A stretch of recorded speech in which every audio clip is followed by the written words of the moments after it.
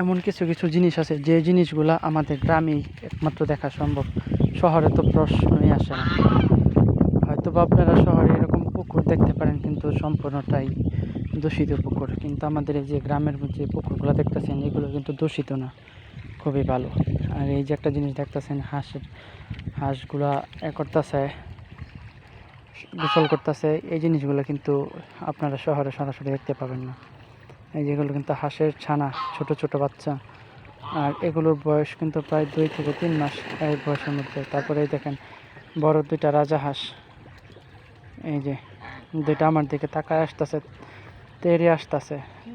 এই 2টা বজ্জাত রাজাহাঁসে এই হাঁসগুলোর তাড়ায় দিছে, মানে যে চলে যেতেছে ওরা। সো হোয়াট, এখন এই যে আমার দিকে তারাই আসতেছে ঠুকুর দেওয়ার জন্য।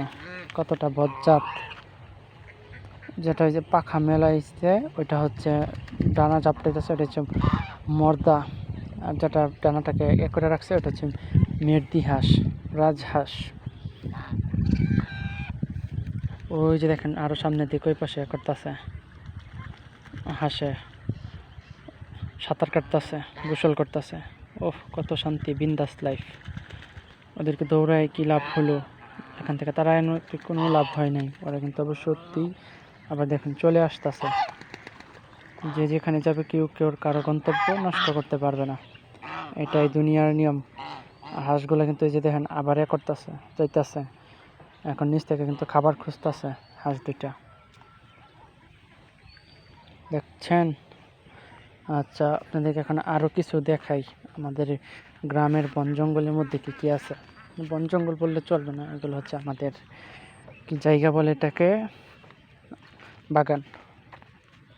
দেখতেছেন ওই যে দেখেন বনের কাঠফুল কত সুন্দর, দেখছেন?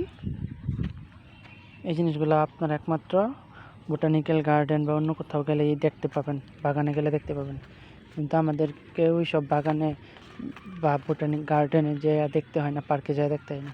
আমরা গ্রামের মানুষ, এখানেই সব কিছু দেখতে পাই। বুঝতে পারতেছেন তো?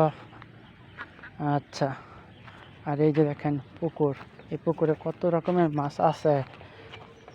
আমরা গ্রামে সাধারণত এদেরকে পুকুর কিন্তু বলি না, বলি হচ্ছে বিল বলি, বড় বিল। আর যদি ছোট থাকে তাহলে পুষ্কুনি বলি। আর পুষ্কুনি আমাদের আঞ্চলিক ভাষা, আর এটাকে বলা হয় পুকুর। আপনারা শুদ্ধ ভাষায় যেটাকে বলেন ওটা হচ্ছে গিয়ে পুকুর। বুঝতে পারছেন তো?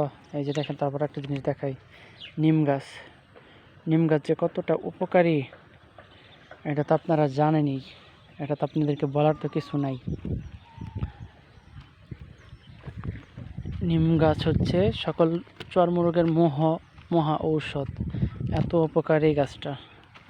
আচ্ছা, ভিডিওটাতে সবাই লাইক করবেন, কমেন্ট করবেন, শেয়ার করবেন, ভালো লাগলে জানাবেন। বাই।